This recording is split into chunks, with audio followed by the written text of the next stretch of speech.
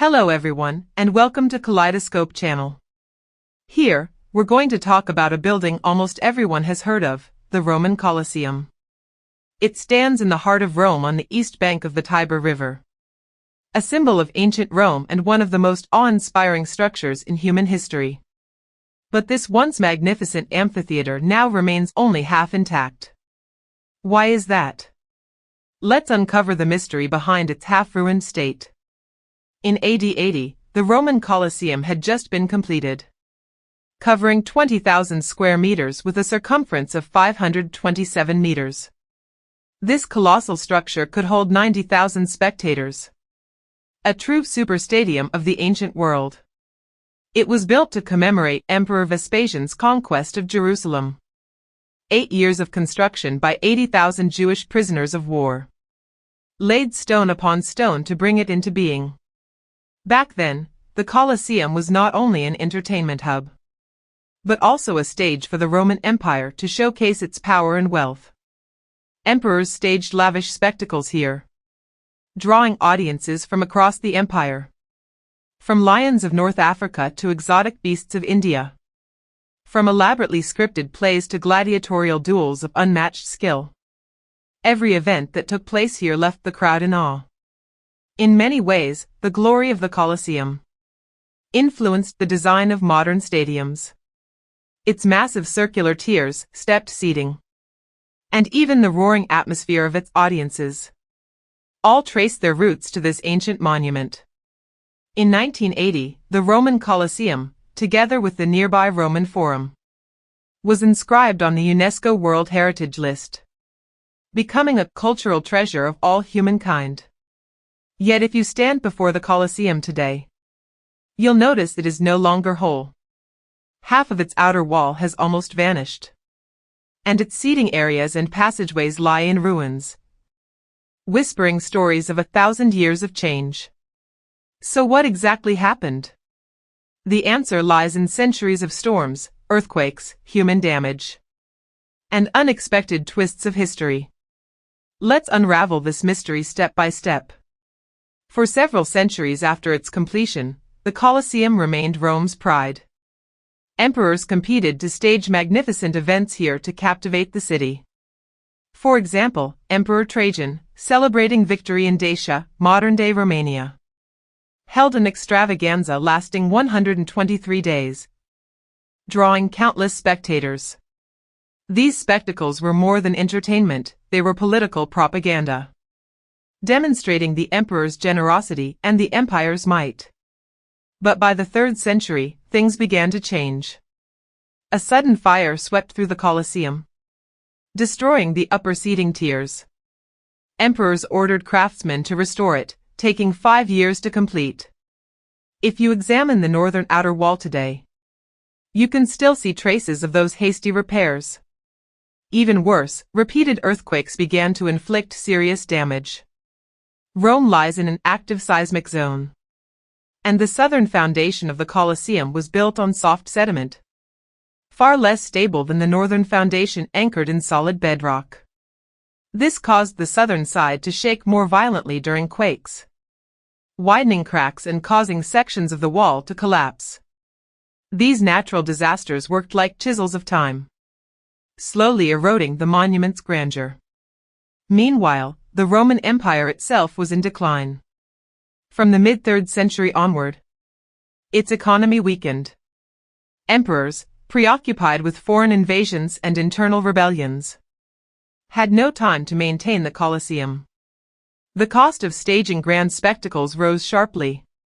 Exotic animals became scarce due to overhunting, and gladiator fees skyrocketed, all discouraging imperial spending. Gradually, those once thrilling shows became fewer and fewer. By the early 5th century, gladiatorial contests had almost completely vanished.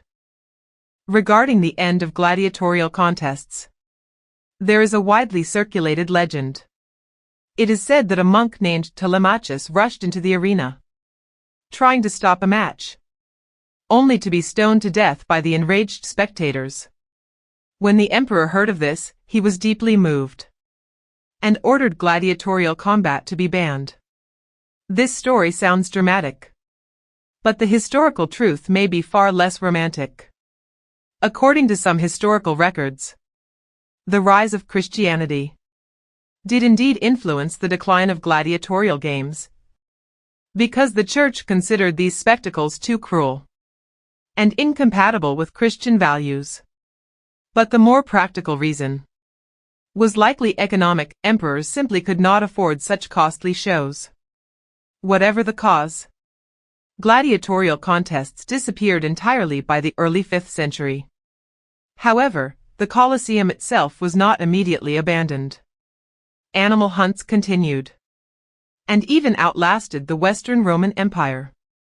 By the 6th century, barbarian kings who succeeded the Roman emperors occasionally sponsored events, though on a much smaller scale.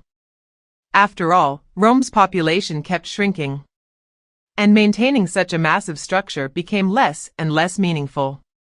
In 523 AD, the Colosseum hosted its last recorded hunting spectacle. From then on, this once bustling arena fell silent. During the Middle Ages, the Colosseum began to take on new roles. But these roles accelerated its decline. People gradually forgot its original purpose, and strange legends spread far and wide. Some said it had been a temple of the sun, with a great golden dome on top. Others believed it was a sanctuary dedicated to all the gods, with a colossal statue of Jupiter standing in its center. The most bizarre tale concerned the Roman poet Virgil. Medieval people imagined him as a great sorcerer, claiming he built the Colosseum with the help of demons to perform magical rituals. These stories sound like something out of a fantasy novel, but they reflect how people of the time tried to explain and imagine this ancient monument they no longer understood. Meanwhile, the physical structure of the Colosseum continued to deteriorate. Earthquakes were its greatest natural threat. Because of the unstable foundation on the southern side, every quake widened the cracks in its walls, eventually causing the entire southern outer wall to collapse in a massive earthquake in 1349, leaving behind a huge pile of rubble. This rubble was later jokingly nicknamed the Colosseum's thigh, because it was so conspicuous. But even more destructive than natural disasters were human actions. The Colosseum's walls were built of high-quality travertine limestone, and its seating was paved with marble. For medieval builders, these two materials were treasures. Travertine and marble could not only be reused directly, but also burned into lime for making mortar. So even before the last spectacle was held in the arena, people had already begun borrowing its stone. This plundering became rampant during the Middle Ages and the Renaissance. In 1452, one busy contractor carted away 2,500 wagon loads of stone in a single operation, enough to build half the churches in Rome. In fact, many of Rome's magnificent Renaissance buildings, including its ornate churches, owe part of their construction to the contributions of the Colosseum. So why do we see only half of the Colosseum today? The answer lies in the combined impact of nature and humanity. Earthquakes destroyed the unstable southern structure, while Romans themselves borrowed countless blocks of stone to build a new city. The northern side survived partly because its foundations were firmer, and partly because papal protection spared it from total demolition. This monument witnessed the splendor of the Roman Empire, the chaos of the Middle Ages, and the rebirth of the Renaissance. Its story is like an epic spanning 1,000 years, a reminder of history's impermanence and culture's endurance. This is the Kaleidoscope channel. Likes and subscriptions are the greatest help and support for us. Thank you everyone. See you next time.